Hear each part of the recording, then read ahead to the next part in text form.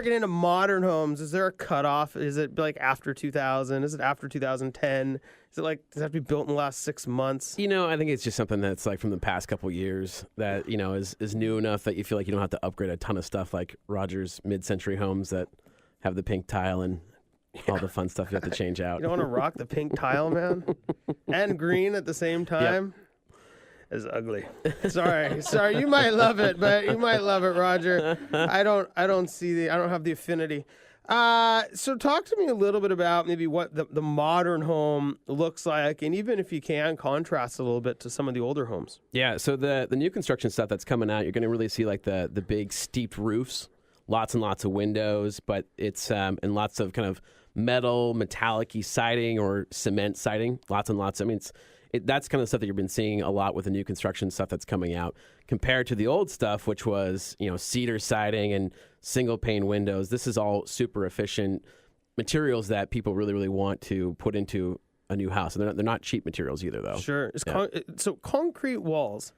Yeah, well, you're going to have concrete walls, and you're also going to have like hardy plank siding. So concrete walls are just like a normal, like foundation wall type of thing. But the hardy plank concrete siding is the things that you're going to be seeing like with the big panels, like the big rectangular panels on the new homes. And so those are supposed to outlast all of us. It's supposed to last forever, type of a siding. So it was LP siding, wasn't it? Yeah, but yeah.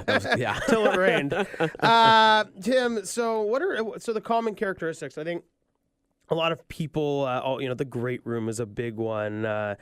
We actually just talked with a group from Organized Spaces about like huge closets. I mean, these are pretty cool characteristics. Are there others? Master suites. It's all about huge master bathrooms, kitchens that just open up to the entire dining room, living room, spaces that just kind of really flow from one into the other. That's the things that you really, kind of see more so now than say the mid-century stuff.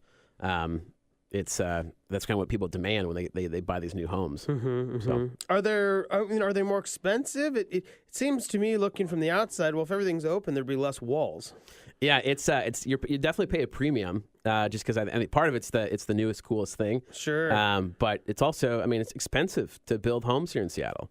It's not cheap to be able to tear down an old house or find a lot and then have to build a bunch of new materials that are costing a lot more than they did a couple of years ago. I heard lumber's up 100% in the last 2 or 3 years. Yeah, and contractors are going to start charging a little bit more because they know they can get a little bit more work than they could a couple of years ago. Yeah, pretty incredible.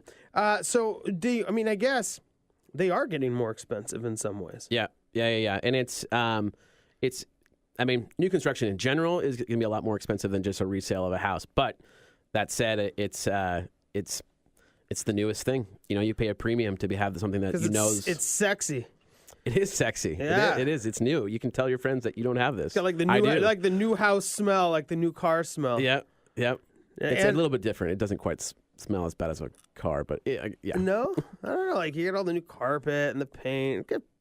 Never mind. Tim Lenihan joins us, broker with Windermere Real Estate and the Tim Lenihan team. We've heard a little bit about even like prefabricated modern homes and the efficiencies that they can bring, the style that they can bring, and maybe just the contrast in what a lot of people think of as prefabricated homes, which, some people equate to a trailer. Yeah, prefabs are not manufactured houses. They're actually built it's like Lego parts. They bring them to the site, they put it all together, and then within like a couple weeks, you got a whole new house. Prefab is huge right now. It's I'd say there's a couple companies here in Seattle that do it. About 50% of their business is here, building homes here for people in town, and 50% is usually cabins and things like that are up in the other sites. So it's great for people that don't really want to have to worry about the changes on site. It's just you buy the house and it gets done in a couple of weeks. Sure. Well, and you could just imagine the efficiencies when you're building something off site, and like you said, it's like Legos. Yeah, and it's fun. There's some cool stuff. And there's a ton of different companies that come out with different stuff. It's not a manufactured house. You can actually get a regular residential loan on it. Wow. So that's always nice. Yeah. Where do you find these more in different parts of Seattle than others? The new construction. It's the core of Seattle. That's where like the builders can really kind of push the limits with what people kind of expect. That's what people want. the further out you go, you don't see it as much, just because people want more of that contemporary kind of craftsman look and everything like that. Prefabs are all over the state. They're not, because people buy them usually for vacation rentals and stuff like that. And so when you start looking at maybe where a lot of these newer homes, whether they're prefab or new construction, are going in, it seems to me that a lot of this is the demoing or demolition of some of these older homes, and then in these very pretty nice neighborhoods, and now builders are putting up the nice. Yeah, newbies. there's actually a huge thing going on right now downtown, and with the city council and the planning department and neighbors who are really angry about the building laws and things like that. So it'll be interesting to see where the next couple of years go with where the buildings and old homes being torn down, just because old homes can be pretty expensive old homes to tear down. So yeah, well, and I could see that with a lot of the new ones. Like it seems to me that the setbacks, right, from the property lines, even though back then they might have been the same setbacks, nobody went all the way out to the exact point they could, because people probably didn't want their windows lined up with their neighbor's kitchen window. And now a lot of places in the city, you see new homes, and literally, you live with your neighbor in some ways. Yeah. You can build within 5 feet of the property line, and people want to build, as much of a house on that lot as they can. But they also need to have some yard, because if you don't have any yard, then people don't usually like homes with no yards. Right. Where's the dog go? Yeah. Good question. On the concrete. Yeah, on the concrete. Never mind. Tim Lenihan joins us. Is there any big draws or drawbacks of these homes? We talked a little bit about the older ones and some things that people like and don't like. What do you see with the newer stuff? Newer stuff, I'd say, is whether or not it was really built well. There's some really cool architects in here in town that were that did the designs well, but then when you actually have it built, how's it holding up? So that's the biggest variation that you're going to find is, if you are buying a new house, who are you buying it from? Who's the builder? Because a lot of it is built to be sexy and look good. Yep. Keep calling houses sexy. I don't know.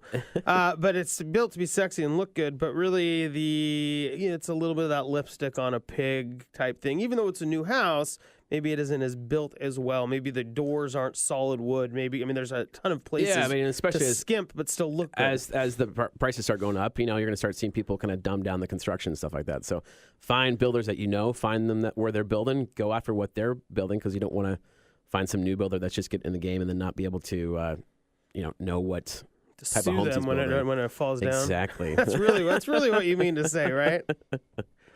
No? No, not suing. I got too many builder friends. I don't want to say I should be getting...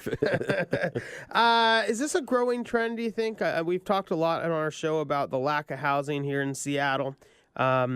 People are coming from all over the country. I know that Google just got in Houghton in downtown Kirkland. Google's going to expand their additional 180,000 feet. Yeah. So is this, is the new housing, is this just going to continue to grow and grow? Or are we going to be a newer looking city in the residential No, world? you still have the old homes. There's, like we said earlier, you can't tear down some homes just because they're too expensive. It's too expensive to tear them down because the house is worth more than the land.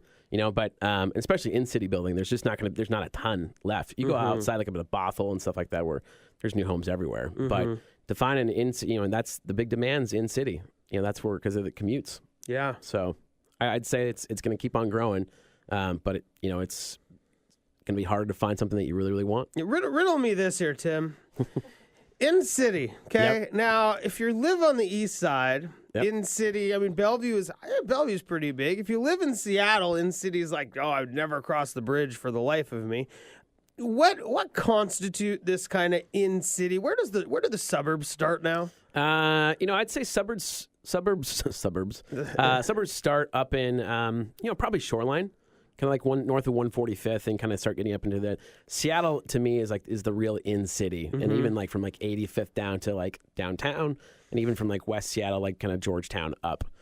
Outside of that, you kind of get into it's not as much dense use and not as desirable.